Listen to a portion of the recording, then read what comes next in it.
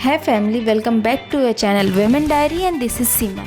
तो आज जो है अभी देखिए सुबह के 4:30 बज रहे हैं और बस 4:30 बजे मैं आ गई हूँ अपने स्टडी स्लॉट पे।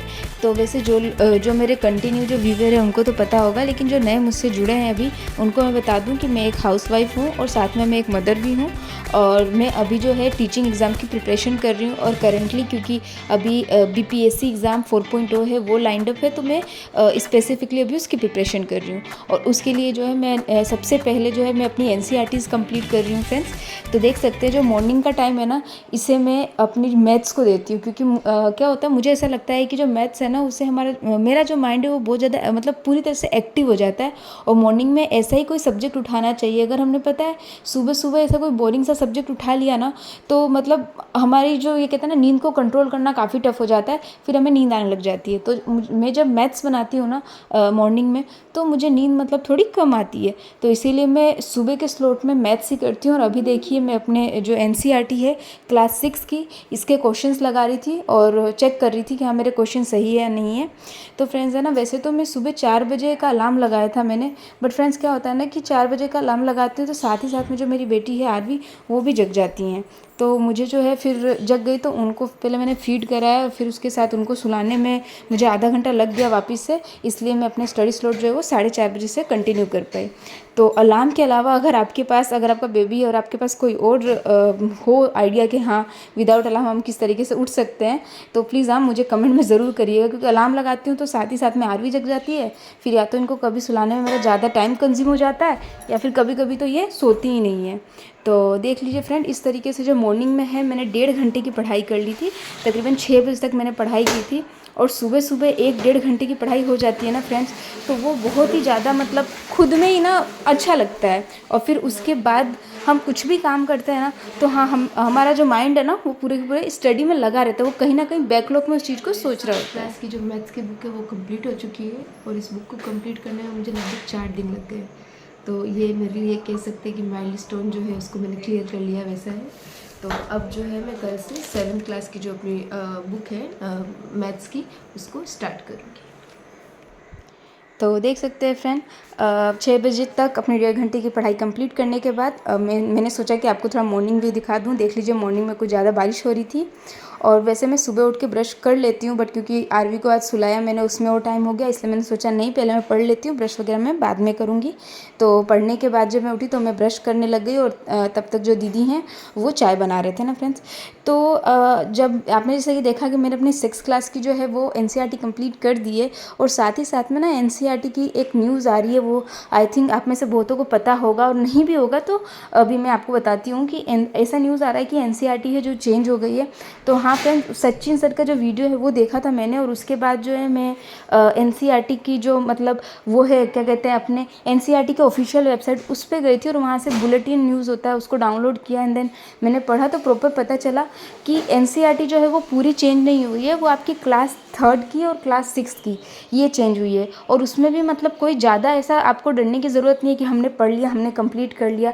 कंटेंट जो है उसमें वो बहुत ही ज़्यादा सिमिलर है, बट हाँ न्यू भी है। बहुत सारे ऐसे चैप्टर्स हैं जिनको रिमूव किया गया है, फिर न्यू चैप्टर्स ऐड किए गए हैं। और ये जो चेंज हुआ है फ्रेंड्स, वो NEP 2020 है ना, शिक्षा नीति 2020 के तहत किया गया है। इसके अकॉर्डिंग जो बुक्स है ना उनको मतलब उस बुक्स के अंदर जो 2-3 चैप्टर्स हैं उनको मर्ज करके एक चैप्टर बनाया गया, और मतलब उसका टॉपिक जो है उसको अलग कर दिया गया है। साथ ही साथ में बुक को ये ध्यान में रख के बनाया है कि मतलब उससे बच्चे ज़्यादा अट्रैक्ट हो, ज़्यादा एक्टिव रहे। इसीलिए जो बुक है ना उसमें ज़्यादा से ज़्यादा पिक्चर्स वगैरह का यूज़ किया गया है। एंड हाँ बिल्कुल, क्योंकि वो नया है बुक, तो हमें ना वो बहुत इंपॉर्टेंट हो जाता है कि हम उस बुक को मतलब 2 से 3 बार कंप्लीट करें। और जो इस बार सीटेड देने वाले हैं तो प्राइमरी एंड मतलब जूनियर और प्राइमरी लेवल का, उनको तो बहुत ही ज़रूरी है।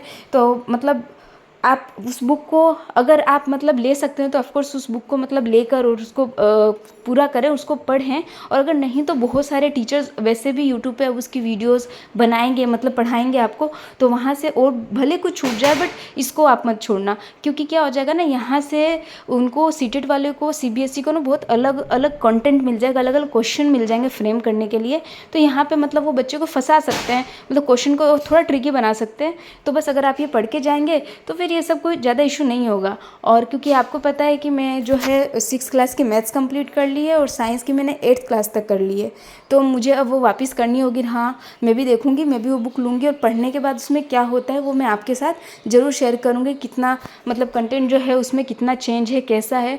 एक बार मैं वो बुक ले लूँ तो फिर मैं आपको उसके बारे में थोड़े अच्छे से फीडबैक दे पाऊँगी। तो ये देखिए फ्रेंड, अभी जो है रात का जो है नाइट का डिनर बनाने में आ गई थी और यहाँ पे मैं और दीदी हम लोग मिलकर डिनर बना रहे थे। और मैंने जो है एक आपसे बताया था कि हाँ, मैंने अपना एक सेट किया है गोल कि मुझे 7 घंटे मतलब पढ़ना है डेली के।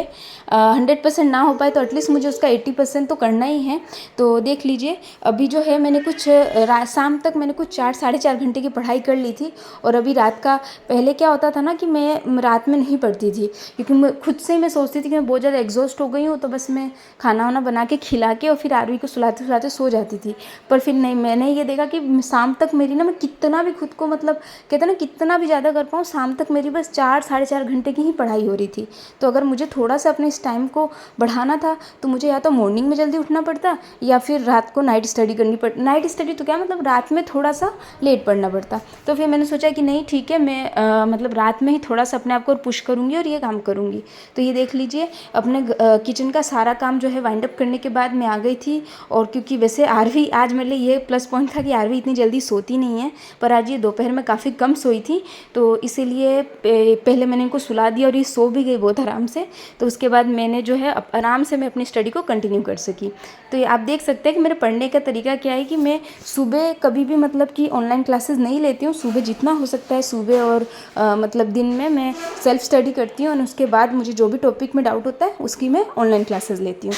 तो देख सकते हैं कि अभी 6.5 घंटे की पढ़ाई कर ली मैंने, कुछ 11 बज गए थे तब तक। बस अब मुझे बहुत ज़्यादा नींद आ रही थी, तो दैट्स ऑल। 7 घंटे की पढ़ाई नहीं हो पाई, पर 6.5 घंटे का हुआ, but I am satisfied with it.